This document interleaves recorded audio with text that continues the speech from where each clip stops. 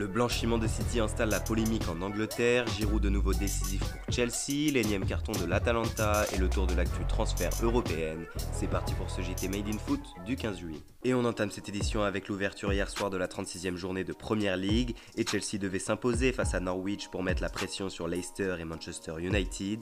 Les hommes de Frank Lampard ont assuré l'essentiel en s'imposant sur la plus petite des marges, 1-0. Olivier Giroud qu'on retrouve à la une du iSport est l'unique buteur de la rencontre. L'international français qui enchaîne de belles performances depuis le restart et qui a inscrit son 6e but de la saison en Premier League.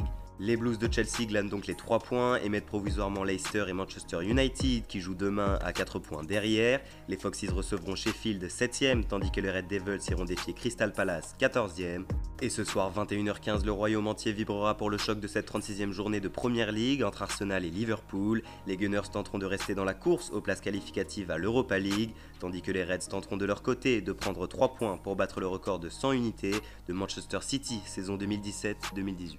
Mais au Royaume ce matin, c'est la décision du TAS de blanchir Manchester City de ses sanctions qui fait beaucoup parler, et ce sont les managers de Liverpool et de Tottenham, Jürgen Klopp et José Mourinho, qui se sont exprimés sur le sujet. Le premier a jugé que cette décision représentait un mauvais jour pour le football, le second qu'elle était tout simplement honteuse. Pep Guardiola a ainsi tenu à répondre à ses homologues qu'on retrouve tous les trois en une du Mirror Sport ce matin.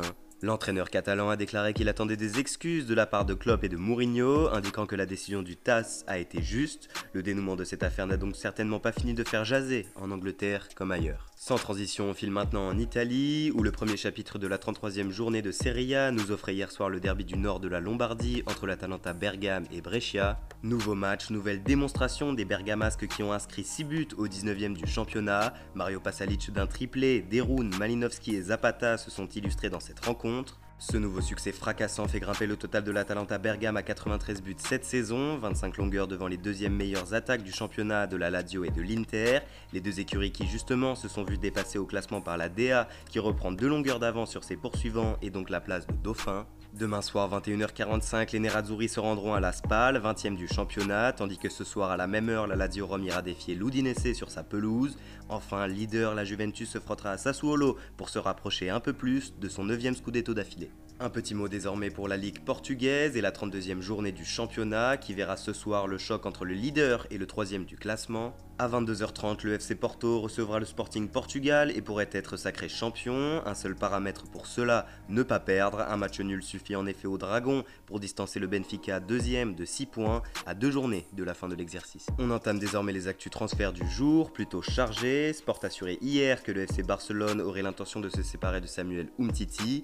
Grandement gêné par une blessure au genou depuis la fin du mondial 2018, le champion du monde peine à retrouver son état physique d'antan et la direction catalane aurait fini d'être patiente sur son cas, bien que le français apparaît déterminé à l'idée de regagner une place de titulaire dans le vestiaire Blaugrana. Seulement voilà, le Barça chercherait déjà un grand nom pour remplacer Umtiti dans la rotation avec le duo Piqué-Langlais. Ainsi, l'ex-lyonnais au Barça depuis 4 saisons et sous contrat jusqu'en 2023 avec le club pourrait, toujours selon le quotidien catalan, atterrir en Italie. Le Napoli, la Lazio, l'AS Roma et le Torino seraient ainsi sur le coup. Plus d'informations dans les jours à venir.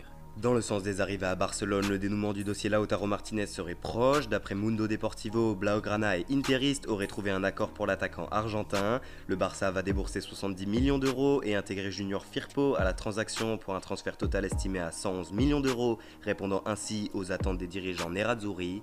Le latéral espagnol de 23 ans, recruté l'été dernier pour 18 millions d'euros au Betis Séville, a vu son prix évalué par le Barça à 41 millions d'euros, estimation partagée par l'Inter qui va donc récupérer un chèque conséquent, ainsi qu'un jeune latéral d'avenir. En Espagne toujours, d'après la Cadena Cope, le FC Valence s'apprêterait à faire un gros ménage dans son effectif. D'abord, 2 des capitaines du club, à savoir Dani Parejo et Rodrigo, seraient placés sur la liste des transferts. Ensuite, tous les Français de l'effectif seraient également invités à plier bagages. Ainsi, Kevin Gamero, Mokhtar Diakabi, Geoffrey Kondogbia, Eliakim Mangala et enfin Francis Coquelin n'entreraient plus dans les plans du club. Ce dernier serait d'ailleurs dans le viseur de l'AS Monaco et le média espagnol indique que le Français serait séduit à l'idée de rallier l'Hexagone.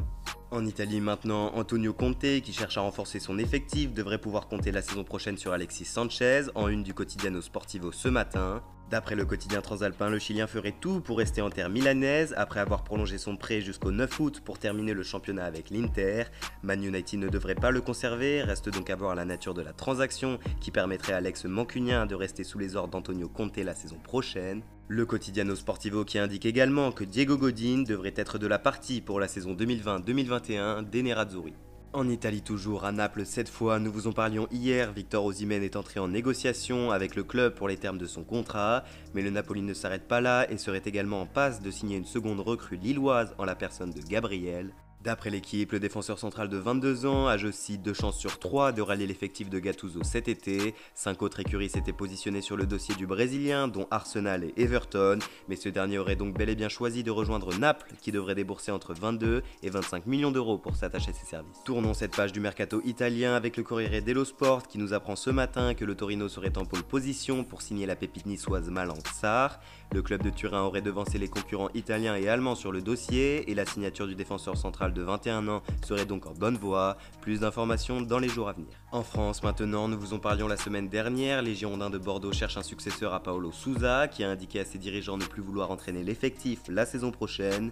Le nom de Jean-Louis Gasset a ainsi été évoqué et l'ex-coach stéphanois figurait en haut de la liste des potentiels futurs entraîneurs des Girondins, bien que le profil de l'Amiénois Lucas Elsner serait également apprécié en interne. Et d'après RMC Sport, la décision sera rendue en fin de semaine, après le passage du club devant la direction nationale du contrôle de gestion qui s'annonce décisif. En effet, les comptes du club girondin ne seraient pas très rassurants et les propriétaires devront donc présenter de solides garanties à l'instance nationale. À Saint-Etienne, la situation de Stéphane Ruffier ne semble pas s'améliorer. Le portier de 33 ans a reçu de la part du club une lettre de mise à pied à titre conservatoire. Dans celle-ci, l'attitude de Ruffier serait mise en cause, notamment à cause d'un retard à l'entraînement, bien que sa relation avec l'entraîneur Claude Puel ne se soit réellement détériorée lors du refus du gardien de prendre place sur le banc lors de la réception de Reims en février dernier. À cela s'ajoute la volonté de la SSE de réduire sa masse salariale et Ruffier touche 2,8 millions d'euros par an, une somme trop grande pour un homme amené à regarder les matchs depuis le banc la saison prochaine. Ainsi, Stéphane Ruffier est convoqué le 22 juillet prochain face à sa direction pour évoquer son avenir. Du côté du PSG, selon la presse britannique, Thomas Tuchel serait tombé sous le charme de Marcus Rashford, qui vit sa meilleure saison du côté d'Old Trafford avec 21 buts inscrits et 10 passes décisives délivrées en 38 matchs toutes compétitions confondues. Le coach allemand, selon The Independent, aurait déjà parlé de l'attaquant de 21 ans à sa direction. Néanmoins, il sera difficile pour les dirigeants mancuniens de se séparer d'un tel joueur. Si les Parisiens veulent arriver à le recruter, ils devront poser au moins 120 millions d'euros sur la table. Reste donc à voir la détermination des Franciliens à signer la pépite anglaise et l'envie de Marcus Rashford de rallier ou non la capitale française. On termine cette édition en Allemagne où dans une interview accordée à France Football, le président du Bayern Munich, Karl-Heinz Rummenigge, a fait l'éloge d'Ousmane Dembélé. L'Allemand a déclaré avoir adoré le voir jouer du côté du BVB avant son départ à Barcelone, départ depuis lequel l'ailier a enchaîné les blessures, constate le président bavarois. Simple clin d'œil ou message caché d'une envie de recruter Ousmane Dembélé, libre est l'interprétation des paroles de Rummenigge. Merci à tous de nous avoir suivis, n'hésitez pas à vous abonner, commenter, liker la vidéo et nous rejoindre sur les réseaux. Et quant à nous, on se retrouve demain pour un nouveau JT Made in Foot.